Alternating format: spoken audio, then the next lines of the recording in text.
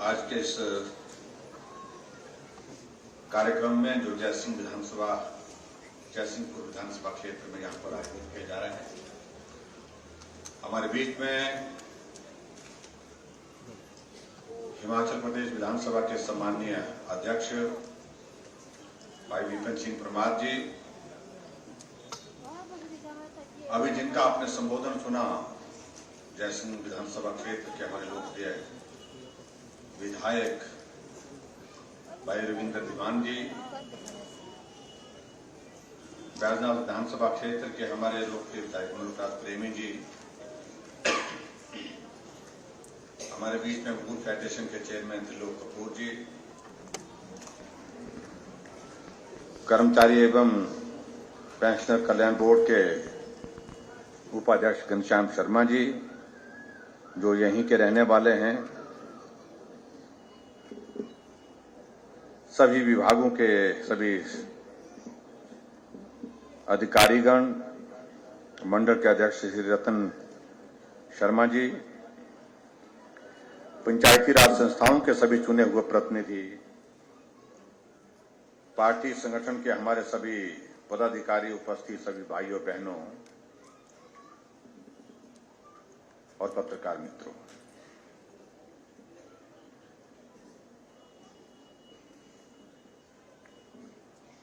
आज फिर से आप सबके बीच में आने का अवसर प्राप्त हुआ है और जिस गर्मजोशी के साथ आप लोगों ने हमारा अभिनंदन स्वागत किया, उसके लिए मैं आप सबका बहुत बहुत धन्यवाद करता हूं।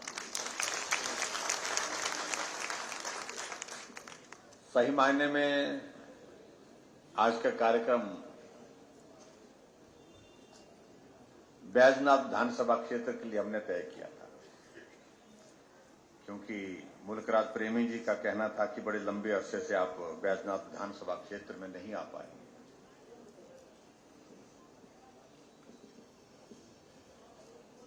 लेकिन बीच में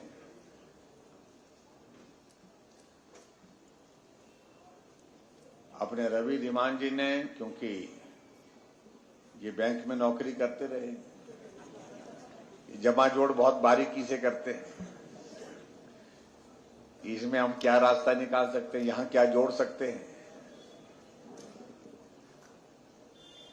और उस तरह से जुड़ा करके आपका ये कार्यक्रम भी यहां पर जोड़ दिया, क्योंकि इनको लगा कि अगर बैजनाथ आ रहे हैं तो जयसिंहपुर में भी आना ही चाहिए। और मैं भी इस बात से सहमत हूं। सही मायने में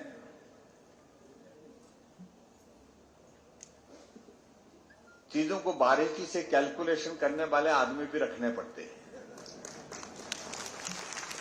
समय का उपयोग हम सबसे बेहतर तरीके से कैसे कर सकते हैं,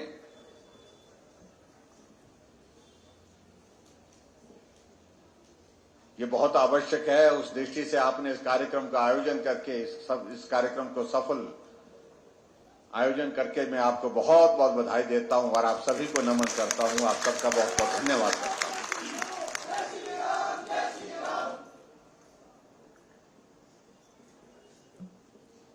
कुछ लोगों को हमारे आने जाने पर बहुत ऐतराज है आजकल।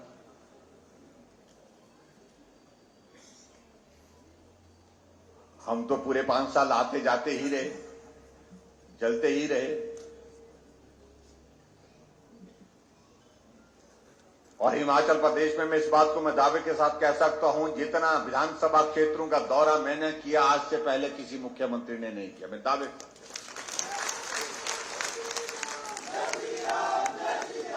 कोविड का संकट होने के बावजूद कोई विधानसभा क्षेत्र हिमाचल प्रदेश में ऐसा नहीं जहां मैं 2 बार, 3 बार, 4 बार, 5 बार नहीं गया होगा।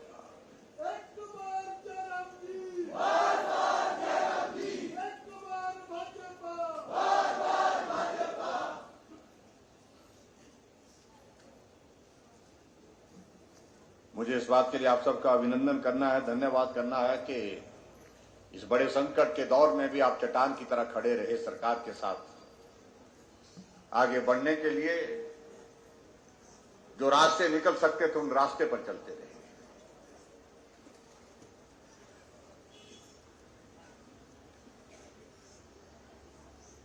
काश हमें भी कोविड के इस दौर से गुजरना ना होता तो शायद मैं दावे के साथ कह सकता हूं जो आपके इस विधानसभा क्षेत्र में विकास के कार्य हुए हैं उसमें और भी ज्यादा बेहतर होता, और भी ज्यादा हम करने की स्थिति में हो पाते। लेकिन मुझे उसके बावजूद भी इस बात की खुशी है कि अगर आज भी मैं आया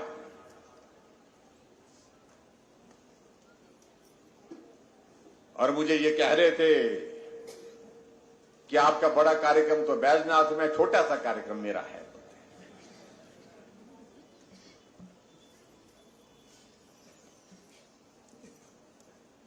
कार्यक्रम छोटा और बड़ा जो है वो संख्या की दृष्टि से मैं मानता हूं वो नहीं होता, भाव की दृष्टि से होता है। आपका भाव क्या है, आपका काम कार्यक्रम का स्वरूप क्या है, उसमें भावना क्या है। और यहां आकर के मैं इस कार्यक्रम को छोटा नहीं कह सकता, ये कार्यक्रम भव्य कार्यक्रम है। इसके लिए मैं आप सबको बहुत बहुत बधाई देता हूं।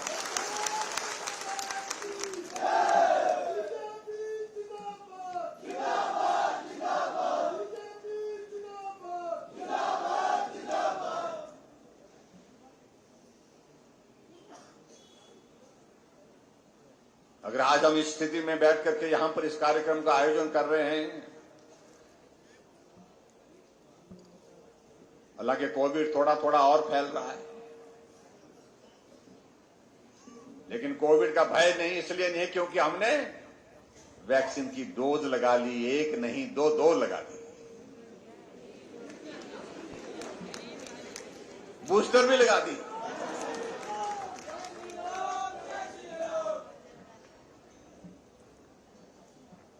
हालांकि जब वैक्सीन की शुरुआत हुई थी, वैक्सीन देश के साइंटिस्ट ने बना करके तैयार किए। मोदी जी ने आग्रह पूर्वक कहा कि ये भारत 135 करोड़ का भारत ये क्या नहीं कर सकता है, ये वैक्सीन बाहर से क्यों देश के अंदर बननी चाहिए।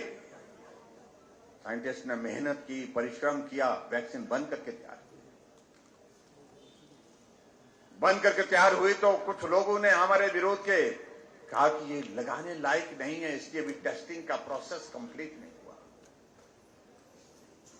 कुछ ने कहा कि अगर लगाएंगे तो इसका जो है साइड इफेक्ट होगा, आने वाली जनरेशन जो है वो उसकी जो है वो बर्बाद हो जाएगी, खराब हो जाएगी।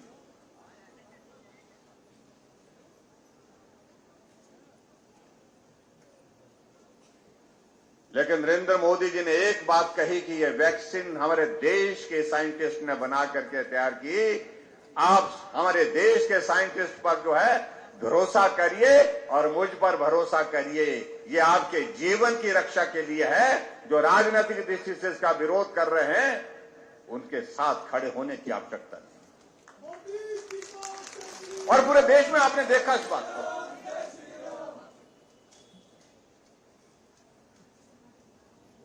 क्योंकि नेतृत्व पर भरोसा था, विश्वास कि अगर मोदी जी ने अगर वैक्सीन बनाई है, ये हमारे जीवन, हमारे परिवार के जीवन को बचाने के लिए बनाई है, हमारे साथी संबंधी के जीवन को बचाने के लिए बनाई है। और इस भरोसे के साथ लोग निकल पड़े, कतारों में खड़े होकर के वैक्सीन लगाने लगे।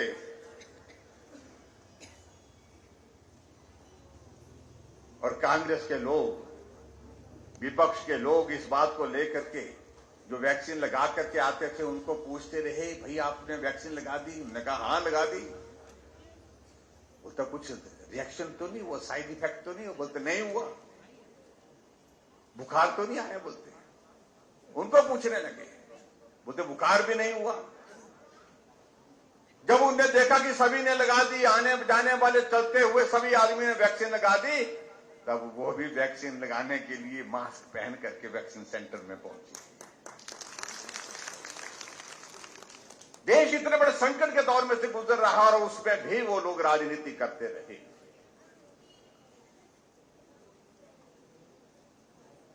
और आज अगर हम हम हजारों की संख्या में इस प्रकार के कार्यक्रमों का आयोजन कर रहे हैं तो इसकी वजह है कि वैक्सीन हम सबको लगी है, पहली डोज भी लगी, दूसरी भी लगी और उसके बाद बूस्टर डोज लगा करके हम यहां सुरक्षित होकर के बैठे हैं। अब चिंता नहीं, अगर कोविड आ भी जाएगा हल्का फुल्का होकर के वो निकल जाएगा, इसका कोई बड़ा असर नहीं होने वाला है। और मैं आप सबका धन्यवाद करना चाहूंगा इस बात के लिए कि जहां वैक्सीन का पूरे देश भर में दौर चला तो हिमाचल प्रदेश भी उस दौर में आगे बढ़ा, पहली डोज पर भी पहले स्थान पर और दूसरी डोज पर भी पहले स्थान पर रहे। इस बात के लिए मैं आप सबको सहयोग के लिए बहुत बहुत बधाई देता हूं, बहुत धन्यवाद करता हूं।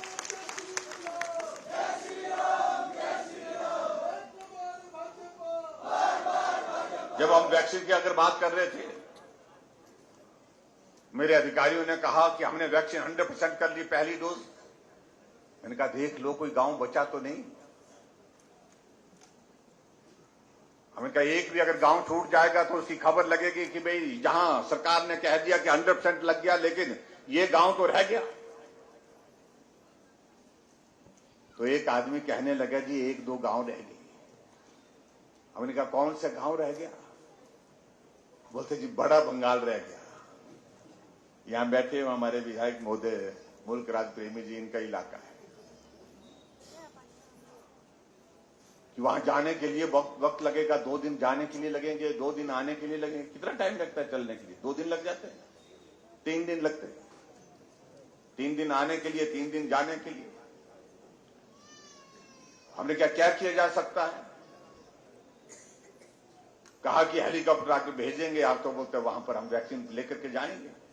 हमने उसी दिन आदेश किए, हम तब तक के लिए हिमाचल प्रदेश में 100% वैक्सीन का क्लेम नहीं करेंगे जब तक के लिए हम बड़ा बंगाल में जाकर के सब लोगों को वैक्सीन नहीं लगा के आते हैं। हेलीकॉप्टर भेजा, डीसी भेजा, डॉक्टर भेजे, नर्स भेजी, वैक्सीन भेजी और जाकर के 150 से भी ज्यादा लोग जो बड़ा बंगाल में थे वहीं जाकर के उनको वैक्सीन लगा करके आए। फिर मैंने अधिकारियों को कहा कि अब तो नहीं बचा। बोलते एक गांव रह गया जी। बोलते थोड़ा सा वहां मुश्किल है। हमने कौन सा गांव रह गया? तो कौन सा गांव रह गया? तो कुल्लू का मलाना। और आपको पता है मलाना की हिस्ट्री।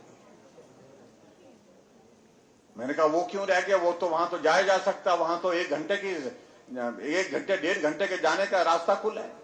बोलता वो नहीं है विषय, वहां देवता है, वो गांव के लोग देवते की अनुमति के बिना कुछ नहीं करते।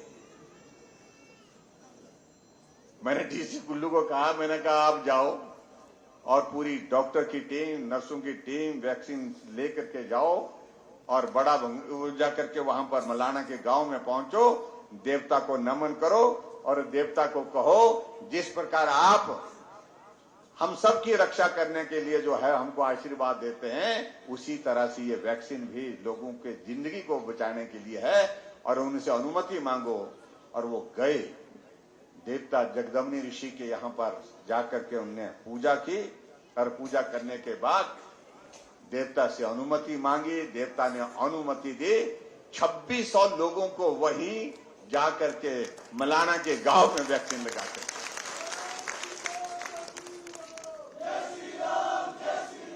उसके बाद फिर हमने कहा कि हाँ 100% वैक्सीन हो, हमारी फर्स्ट डोज हो गई।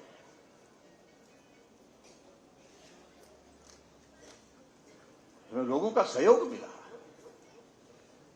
और अभी जो हमारी बूस्टर डोज की अगर बात कहें, जिसको हम प्रिकॉशनरी डोज बोलते हैं, उसके लिए मेरा आप सबसे विनम्र निवेदन है, जो भी उसमें एलिजिबल कैटेगरी में जो लोग आते हैं, जिनका जो टाइम का जो पीरियड कंप्लीट हो चुका है, 18 साल से ऊपर के हमारे नौजवान बच्चे भी उसमें जो है उसमें शामिल कर दिए गए हैं। फ्री ऑफ कॉस्ट, बिना पैसे के जो है वो डोज लग रही है, तो उसको जरूर लगाएं। इसके लिए मैं आप सबसे विनम्र निवेदन करना चाहूंगा ताकि हम सब लोग सुरक्षित होकर के आगे बढ़ सके। यहां बहुत सारी चीजों को लेकर के बातें होती हैं क्योंकि अब हम चुनाव के भी नजदीक हैं और चुनाव के नजदीक हैं तो स्वाभाविक रूप से आजकल थोड़ी गर्मी ज्यादा हो गई है। कुछ लोग बहुत ज्यादा बोलते हैं।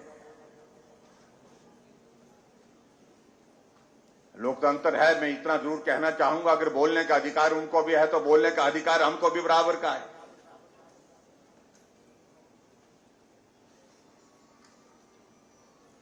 हिमाचल प्रदेश में आज से पहले बड़े लंबे समय तक कांग्रेस पार्टी सत्ता में रही और सत्ता में रहने के बाद हमने विधानसभा का जो हमारा पिछला सत्र चल रहा था, उस सत्र में हमने कांग्रेस के विधायकों के सामने प्रश्न खड़ा किया। अध्यक्ष महोदय ने इजाजत दी मुझे प्रश्न का उत्तर देने का। वहां पर राज्यपाल महोदय जी के अभिभाषण पर चर्चा के बाद उत्तर देना था। मैंने एक प्रश्न खड़ा किया वहां। मैंने कहा मेरी याददाश्त अच्छी है, मैं सभी चीजों को याद करता हूं, वर्षों पुरानी भी याद रखता हूं। मैंने बहुत जोर अपनी याददाश्त पर डालने की कोशिश की, लेकिन मैं सफल नहीं हो पाया कि पिछले 5 वर्ष कांग्रेस के शासन के दौरान हिमाचल प्रदेश में उस सरकार ने कौन कौन सी योजना शुरू की थी, नई योजना शुरू की थी। मैंने कहा मुझे स्मरण नहीं आ पा रहा है। मैंने कांग्रेस के मित्रों को कहा मैं आप सामने बैठे हैं, मुझे बहुत अच्छा लगेगा अगर आप में से कोई आदमी खड़ा होकर के बोले कि पूर्व में 5 वर्ष की सरकार, कांग्रेस की सरकार में हमने इस नई योजना की शुरुआत की थी। यहां अध्यक्ष महोदय बैठे हैं, इनको मालूम है, विधायक महोदय बैठे हैं, सब बगले झांकने लगे, इधर देखने लगे, उधर देखने लगे। कोई आदमी खड़ा होकर के जवाब नहीं दे पाया।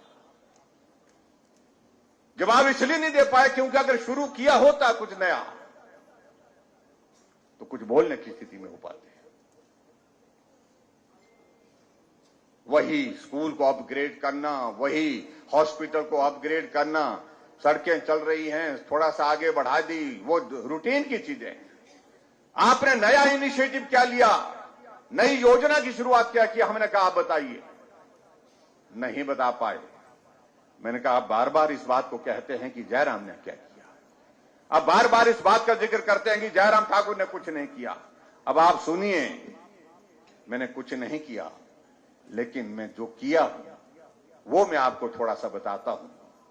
तो हमने उस बात में जिक्र किया कि जब हिमाचल प्रदेश में सरकार मेरी पार्टी की बनी, एक नई संस्कृति के साथ हमने हिमाचल प्रदेश में काम करने की शुरुआत की, जो राजनीतिक प्रतिशोध की भावना के साथ काम करने की परंपरा देवभूमि हिमाचल प्रदेश में बन चुकी थी कि सरकार बदली तो पिछली सरकार के सारे निर्णय को बदल दो, सरकार बदली पिछले सभी नेताओं के ऊपर मामले दर्ज कर दो। मैंने कहा नहीं, ये देवभूमि है, इस देवभूमि हिमाचल प्रदेश में इस परंपरा को रोकने की जरूरत है, बदले की भावना से काम करने की जरूरत नहीं है। हमको लोगों ने चुना है विकास के लिए, लोगों ने सेवा के लिए मौका दिया है, हमको उस भाव के साथ काम करना है। ये देवभूमि की संस्कृति नहीं हो सकती है। और इसलिए मैंने पहली कैबिनेट की बैठक में कोई निर्णय बदले की भावना से नहीं किया। हमने क्या किया, हमने पहली कैबिनेट में यह किया कि बुजुर्गों के लिए पेंशन का प्रावधान किया। ये हमारा निर्णय है पहली कैबिनेट का। जिन बुजुर्गों की वजह से हमने दुनिया को समझा है, सीखा है, देखा है। ये काम की संस्कृति में अंतर है। दूसरा हमारे कैबिनेट का निर्णय यह हुआ कि जो हमारी गाय, जिसको हम मां बोलते हैं, चौक पर छोड़ दी, चौराहे पर छोड़ दी, उनके लिए आश्रय मिले, उनके गौ सदन बने, गौ सेंचुरी बने, ऐसा स्थान कोई निर्धारित करें, उसके लिए हमने काम किया। और आज मुझे इस बात की खुशी है, जहां कांग्रेस के शासन के दौरान 5000 गाय जो है वो गौ सदन में होती थी, गौ सदन में होती थी, गौ सेंचुरी में होती थी, आज 21,000 गाय सड़कों से उठा करके हमने गौ सदन में रखी है, उनकी सेवा कर। मैं मानता हूं अभी भी हमारे 12-13 हजार से ज्यादा की गाय अभी तक भी हमारी सड़कों पर है, उसके लिए और काम कर रहे हैं। लेकिन आप भावना देखिए कितना अंतर है। वो बदले की भावना से काम की शुरुआत करते थे, हम सेवा की भावना के साथ काम की शुरुआत कर रहे हैं। सरकार बदलती थी तो पूरे प्रदेश में सचिवालय में टोपियों का रंग बदल जाता था। ये हरी टोपी उसकी, ये लाल टोपी उसकी। हमने कहा ये टोपी हिमाचल की संस्कृति का प्रतीक है, ये हिमाचल की टोपी है, ये किसी पार्टी की टोपी नहीं है। और हिमाचली टोपी सिर पर पहन करके हिमाचली दूर से जाना जाता है, पहचाना जाता है। हमने कहा इस टोपी की राजनीति को बंद करिए, इस संस्कृति को बंद करिए। हमने उस टोपी की राजनीति को भी समाप्त किया। हरी मिलती है हरी पहनते हैं, लाल मिलती है लाल पहनते हैं, कुल्लू की मिलती है कुल्लू की पहनते हैं, नहीं मिलती है नहीं पहनते हैं।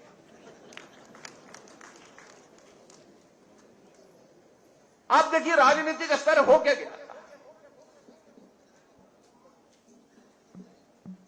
अब चाहे वो बोले कांग्रेस के लोग, विपक्ष के लोग कुछ बोले तो ना बोले, लेकिन हमने कहा हमने संस्कृति में भी परिवर्तन, काम की संस्कृति में भी परिवर्तन करने की कोशिश की है। हमारी सरकार आई, हमने लोगों के इलाज के लिए प्रावधान किया। वो लंबे समय तक सत्ता में रहे। कोई गरीब आदमी अगर बीमार हो जाता था, जमीन, जेवर, घर गिरवी रखने की नौबत आ जाती है। जब परिवार का सदस्य देखता है कि मेरा परिवार का सदस्य जो है वो बीमार होकर के बहुत पीड़ा के दौर में से गुजर रहा है, इस जमीन का कोई महत्व नहीं है, इन जेवरों का कोई महत्व नहीं है, इस घर का कोई महत्व नहीं है। जब जिंदगी ही आराम से नहीं है तो सब बेचने के लिए आ जाता था, लेकिन वो चाहता था कि मेरे इस परिवार के सदस्य की जिंदगी बच जाए। कभी सोचा नहीं आदमी ने, कभी सत्ता में रहने के बाद, क्योंकि वो गरीब आदमी के बारे में नहीं सोचते।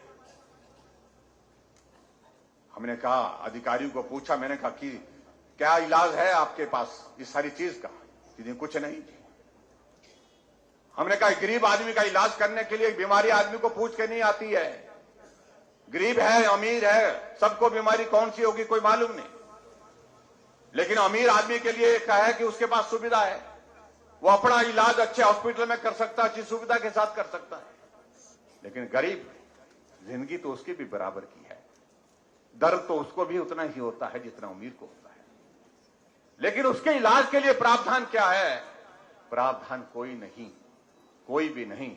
यहां विपिन सिंह परमार जी स्वास्थ्य मंत्री थे, हम बैठे, हमने कहा ये बहुत पुण्य का कार्य होगा, गरीब आदमी का इलाज हम मुफ्त में कैसे कर सकते हैं, इसका कोई रास्ता निकालो। और रास्ता क्या निकला? हमने हिमाचल प्रदेश में मुख्यमंत्री हिमकेयर की शुरुआत की। 5 लाख रुपए तक का गरीब आदमी का इलाज करने का प्रावधान उसमें। जो हमसे पूछते हैं क्या किया जा रहा है, उनको इस बात को लेकर के ये करना चाहिए, 50 साल तुम सत्ता में रहे,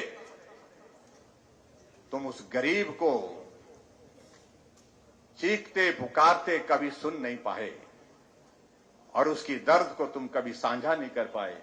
और ऐसी परिस्थिति में हमने सत्ता में, हम नए थे, क्योंकि दूसरे लोगों का एक आदत है कहने की, जो बड़े अनुभवी हैं, बड़े नेता हैं, बड़े नेता, बड़े होने से कुछ नहीं होता है। लेकिन दर्द जो छोटा समझ सकता है वो कोई नहीं समझ सकता है। छोटा आदमी छोटे आदमी का दर्द समझ सकता है। और मैं समझता हूं, मैं सौभाग्यशाली हूं, मैं उस दौर में से गुजरा हुआ व्यक्ति हूं जिसने जीवन के संकट को, जीवन की कठिनाई को बहुत करीबी से देखा है। इसलिए मुझे समझ में आया कि गरीब आदमी जब इलाज होता तो, बीमार होता तो उसके इलाज के लिए क्या क्या जरूरत पड़ती है। और आज देखिए, आज कोई आदमी अगर बीमार होता है तो वो कुछ साथ नहीं ले जाता है, वो सिर्फ एक चीज डालता है, हिमकेयर का कार्ड डालता है, आयुष्मान भारत का कार्ड जेब में डालता है। उसे मालूम है कि मैं हॉस्पिटल जा रहा हूं, ये कार्ड मेरा वहां पर मदद करेगा, मेरा इलाज इसके माध्यम से होगा। फिर बोल रहे हैं हमको कि कुछ नहीं किया। हमने उन लोगों के लिए जो बिस्तर पर ऐसे बेसहारा पड़े, ऐसे लाचार पड़े हैं, बीमारी ऐसी लग गई है जिसके कारण वो चल नहीं सकता, अपना काम नहीं कर सकता है, हमने ऐसे लोगों के लिए अलग से व्यवस्था की। और उन लोगों के लिए सहारा योजना की शुरुआत की। 20,000 हिमाचल प्रदेश में ऐसे लोग हैं जो जिंदा हैं, लेकिन अपना पानी का गिलास भी अपने हाथों से नहीं उठा सकते, क्योंकि बीमारी ऐसी है, किसी को पैरालिसिस हो गया है, किसी को ब्रेन हेमरेज हो गया है, किसी को कैंसर हो गया है, किसी की किडनी फेल हो गए है, जिंदा है लेकिन चल नहीं सकता, काम नहीं कर सकता है, परिवार के सदस्य को मदद करनी पड़ती है। ऐसे 20,000 के करीब लोगों को हम घर बैठे उनके खाते में 3,000 रुपए सहारा योजना के डाल रहे हैं। जो हमसे पूछ रहे हैं कि कुछ नहीं किया है, हमने ये सेवा का काम शुरू किया है हिमाचल प्रदेश में। आज अभी हम बैजनाथ विधानसभा क्षेत्र से आ रहे हैं। वह कार्यक्रम, हमारा कार्यक्रम क्या कार्यक्रम था? हमारा कार्यक्रम था कि जो गरीब परिवार की जो बेटी है, जो बीपीएल परिवार की बेटी है, बेटी तो बेटी है, चाहे अमीर की है चाहे गरीब की है, बेटी के लिए दर्द जो है मां बाप के दिल में एक जैसा होता है। अमीर बाप की बेटी की शादी होती है, शहनाई बजती है, धूमधाम से बेटी की विदाई होती है, हजारों की संख्या में मेहमान होते हैं, लेकिन गरीब आदमी अपनी भावनाएं व्यक्त करने की परिस्थिति में नहीं हो पाता है कि मेरी बेटी की शादी भी काश ऐसी होती। ऐसे में कोई रास्ता नहीं उस आदमी के पास, फिर भी वो कोशिश करता है। पैसे नहीं है तो भी जाकर के अपने सगे संबंधी दोस्त मित्र के पास जाकर के बेटी की शादी करानी है, थोड़ी सी मदद कर दो। इस भाव के साथ वो बेटी को विदाई करने के लिए कि बेटी को बुरा ना लगे कोशिश करता है। हमने साथियों के साथ बैठ करके चर्चा की। हमने कहा ऐसे में मदद क्या कर सकते हैं उस आदमी की, गरीब आदमी की।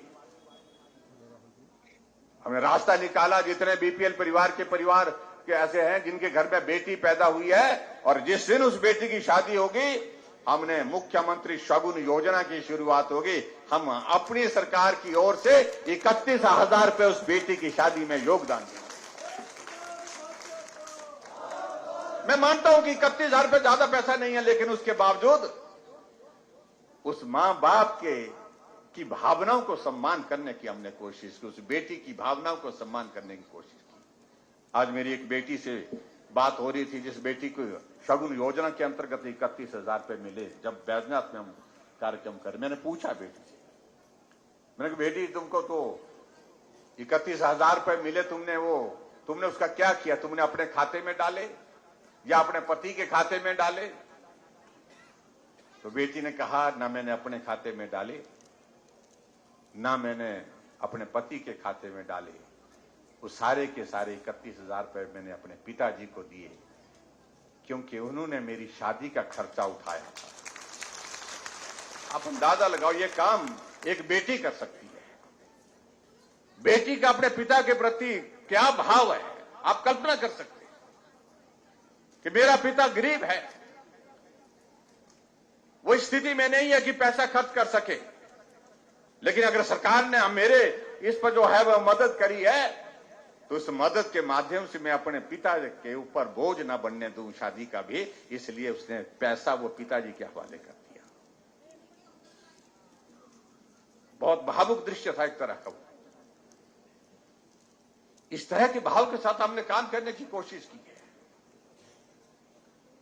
हमने हिमाचल प्रदेश में अभी हाल ही में निर्णय किया कि हमने कहा कि महिलाओं की संख्या 50% है, आबादी का 50% हिस्सा जो है वो महिलाओं का है।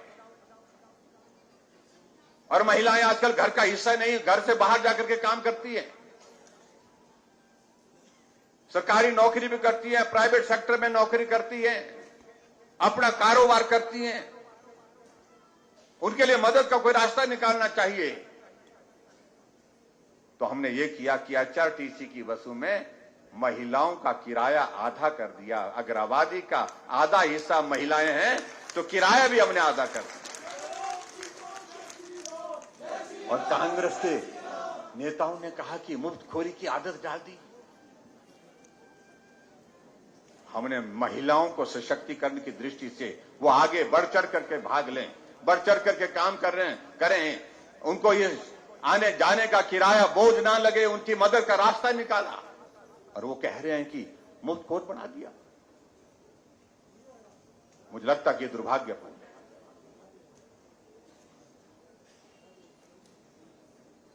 और इस महीने से हमने, जुलाई के महीने से हमने शुरुआत कर दी है। अब किराया कितना लगता है महिलाओं का? कितना लगता है? आधा लगता है। पुरुष हमारे थोड़े मायूस लग रहे हैं मुझे। कई जगह हमारे साथियों ने हमको मैसेज किया कि महिलाओं के लिए आपने किराया आधा कर दिया। हमने क्या बिगाड़ा था कुछ? हमने क्या कुछ नहीं बिगाड़ा था भाई तुम लोगों ने। लेकिन इतना मैं जरूर कहना चाहता हूं कि अगर महिलाओं का किराया आधा हुआ तो उसके लाभार्थी आप भी हैं, क्योंकि बटुआ आपका भी बच गया, आधा बच गया। इसलिए मैंने कहा पुरुषों तुम भी ताली बजाओ भाई।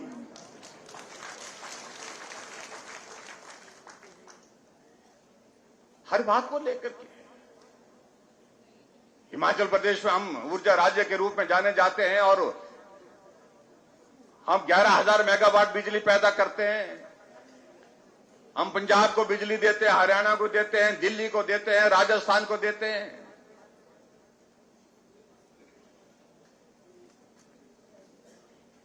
लेकिन मैंने कहा हिमाचल में राज्य ऊर्जा राज्य के रूप में जाना जाता है, लेकिन हमारे गरीब लोगों के लिए उसमें मदद क्या?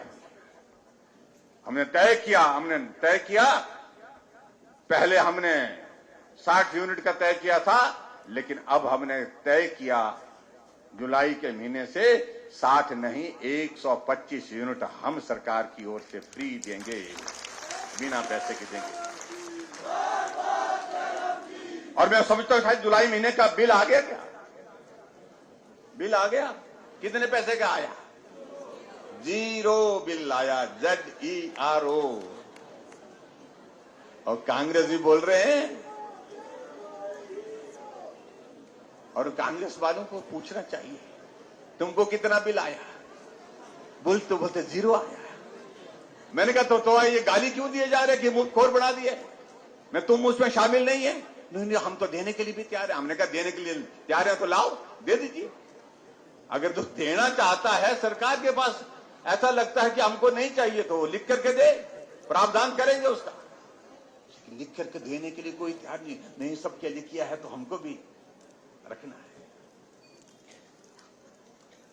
या तो बोलो मत, अगर बोलते हैं तो उसको फिर करना चाहिए। 15 लाख हिमाचल प्रदेश के परिवारों को जो है 0 बिल आ रहा है। 0 बिल का मतलब कि कोई उसमें जो खर्च नहीं आने जाने, उसका जो ना मीटर का चार्ज।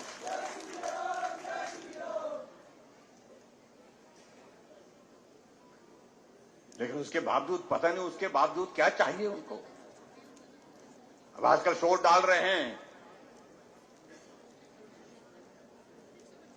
कि ये नहीं हुआ, वो नहीं हुआ, ऐसा नहीं हुआ, वैसा नहीं हुआ।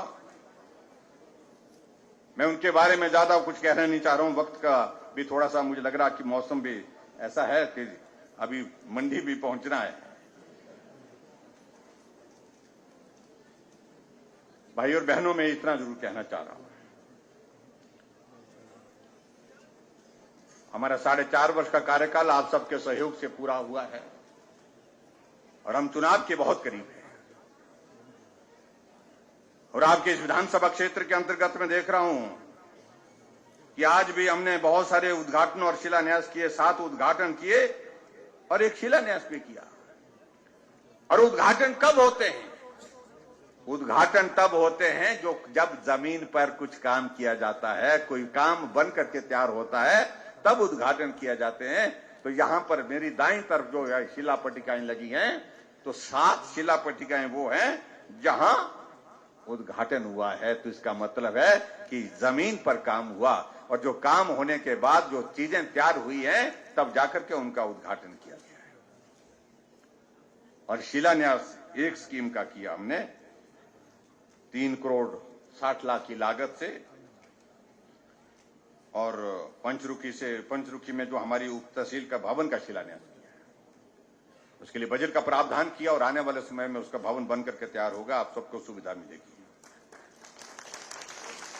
और इसके अतिरिक्त बहुत सारी चीजों को लेकर के यहां विधायक महोदय जी ने कह दिया, मैं उन सारी चीजों को अब दोहराना भी नहीं चाह रहा। लेकिन मैं एक चीज जरूर चाह रहा हूं कि आजकल जो शोर डालते हैं हमारे विपक्ष के लोग, बोलते हैं कि हमारी सरकार आ रही है। ये बोलने से थोड़ी आएगी। हिमाचल की जनता जब चाहेगी वही होता है। सरकार आई है तो पंजाब में भी कहा था उनने अभी कुछ महीने पहले, हमारी सरकार आ रही है। ये तो उत्तर प्रदेश में भी कहा था, उत्तराखंड में भी कहा था, मणिपुर में भी कहा था, गोवा में भी कहा था। और जिन 5 राज्यों में चुनाव हुआ जिसमें एक प्रदेश में पंजाब में कांग्रेस की सरकार थी, वो भी जो है चलती बनी, और 4 प्रदेश में जहां भाजपा की सरकारें थी, उत्तर प्रदेश, उत्तराखंड, मणिपुर और गोवा में, चारों जगह भारतीय जनता पार्टी की सरकार फिर सत्ता में आई।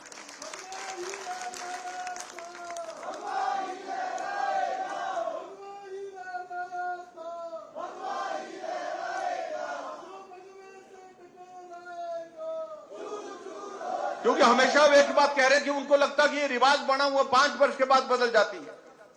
रिवाज था, लेकिन रिवाज बदल गया है।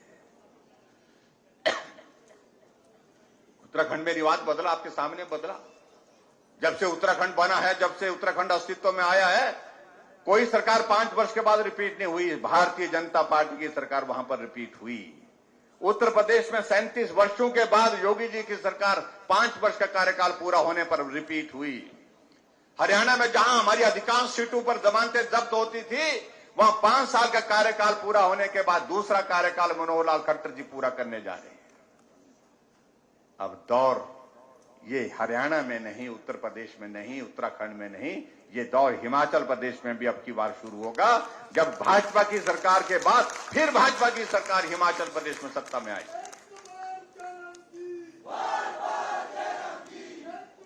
लेकिन ये सब हमारे कहने से नहीं होगा, हमारे बोलने से नहीं होगा, ये करके होगा। मुझे पूरा भरोसा है आप सबका आशीर्वाद मिलेगा। और हिमाचल प्रदेश में हमने एक बात जो कही है, अब की बार सरकार नहीं, रिवाज बदलेंगे, और जो रिवाज बदलने की बात है उसमें आप सबका आशीर्वाद चाहिए, आप सबका सहयोग चाहिए। ये मैं आपके बीच में कहना चाहता हूं। और यहां 2-3 चीजों को लेकर के विधायक महोदय जी ने बात कही। एक हेल्थ सब सेंटर का जिक्र किया, यहां पर टिक्कर है, टिक्कर मुझे मालूम नहीं कितना दूर है, ये कितना नजदीक है, पीएचसी के करीब कितना है, कितना दूर है, लेकिन इन्होंने मांग की है तो मैं टिक्कर के हेल्थ सब सेंटर को स्वीकृत करता हूं और इसको बना करके दे देंगे। दूसरी बात उन्होंने कही है कि पीडब्ल्यूडी का रेस्ट हाउस जो है उसमें एक थोड़ा एक्सपेंशन करना है। हमने बोलते थोड़ा उसको और बड़ा बनाना है, और थोड़ा छोटा है बोलते हैं।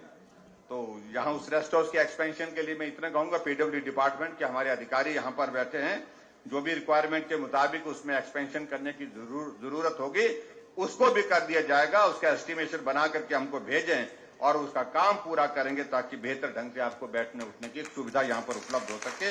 ये मैं आपके बीच में कहना चाहता हूं। जो एक बात कही है उसके लिए हमने कुछ कागज पत्र के लिए कहा था, कुछ रिपोर्ट उसमें आई है। सरदार शोभा सिंह जी के नाम से इन्होंने कहा था कि फाइन आर्ट्स का कॉलेज यहां पर होना चाहिए। कुछ औपचारिकताओं का मैं देखता हूं उसमें क्या किया जा सकता है। जो किया जा सकता है उसको करने की हमारी कोशिश होगी, ये भी मैं आपके बीच में कहना चाहता हूं। आपके यहां पर दिल्ली से एक बस का जिक्र कर रहे हैं, कहां के लिए?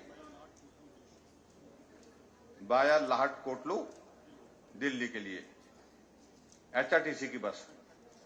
तो ये बस जो है चलेगी कहां से? बैजनाथ पालमपुर से कहीं से भी चले, इनका कहना ये आप लिख करके दें।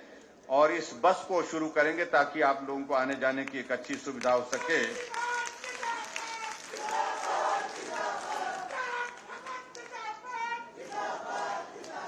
एक यहां पर उन्होंने कहा कि एक पार्किंग की समस्या हो गई। अब गांव में भी पार्किंग, क्योंकि लोग गाड़ियां इतनी ला रहे हैं और एक परिवार में 4-4 गाड़ियां हो जाती हैं, 4 लोग होते हैं, 4 गाड़ियां हो जाती हैं। प्रगति की अच्छी बात है, लेकिन गाड़ी रखने के लिए जगह की बहुत कमी हो गई है। लेकिन इन्होंने कहा है कि एक मल्टी स्टोरी पार्किंग की यहां पर व्यवस्था अगर यहां पर पंचरुखी में हो जाए तो हमें अच्छा लगेगा। आप जगह का तलाश करें और जगह आपको मिल जाती है, उसके पेपर भेजिए। तो मैं आपको ये जरूर कहना चाहता हूं कि आने वाले समय में यहां पर पार्किंग की व्यवस्था भी आपके लिए हम बना करके देंगे, ताकि आप लोगों के लिए गाड़ी को रखने की कठिनाई ना हो, इस बात को भी सुनिश्चित करेंगे। एक और बात जो लास्ट में कही है कि यहां बहुत सारी घटनाएं आगजनी की घटित होती हैं। तो एक बात यहां कही गई है कि अगर यहां पंचरुखी में एक फायर सब स्टेशन खोलने की अगर बात की जाए तो यहाँ पर लोगों को एक सुविधा रहेगी, क्योंकि उससे बहुत बड़ा नुकसान हो जाता जब कहीं इस तरह आगजनी की कोई घटना होती है। तो मैं आपके बीच में रवि धीमान जी के इस आग्रह को भी स्वीकार करता हूं और यहाँ पर एक फायर सब स्टेशन खोलने की भी घोषणा करता हूं। इतना ही मैं आपके बीच में कहना चाहता हूं और आप सबसे मेरा इतना निवेदन है कि भाजपा के बाद फिर भाजपा की सरकार, नरेंद्र भाई मोदी जी के हाथों को मजबूत करने की जरूरत है और वो तभी मजबूत होंगे जब हिमाचल दिल्ली के साथ चलेगा, मोदी जी के साथ चलेगा। और मोदी जी का हिमाचल के साथ इतना स्नेह है, 7 बार कोई प्रधानमंत्री 4.5 वर्ष के कार्यकाल में हिमाचल आता, आज से पहले नहीं देखा गया। जो अगर हैं तो नरेंद्र भाई मोदी जी हैं, जो इतने छोटे से टेन्योर में जो है हिमाचल प्रदेश में बार बार आए, हिमाचल के लोगों के साथ आकर के जहां हिमाचल के विकास के लिए उन्होंने सहयोग दिया, वहां आकर के यहाँ पर हिमाचल के लोगों के दुख दर्द को भी साझा किया, मदद की, हर वक्त मदद की। उसके लिए मैं आदरणीय प्रधानमंत्री जी का आभार व्यक्त करता हूं। और आप सब आज के इस कार्यक्रम में बहुत भारी बारिश के बावजूद भी बड़ी संख्या में यहाँ पर आए, इस सफल कार्यक्रम का आयोजन करने के लिए भाई रवि धीमान जी को भी मैं बहुत बधाई देता हूं, पार्टी के सब साथियों को भी, और आप सभी को भी बहुत बहुत बधाई। आने वाले समय में बहुत जल्दी मिलेंगे और मिलकर के फिर आगे की बातें करेंगे। इतना ही कहना चाहता हूं। बहुत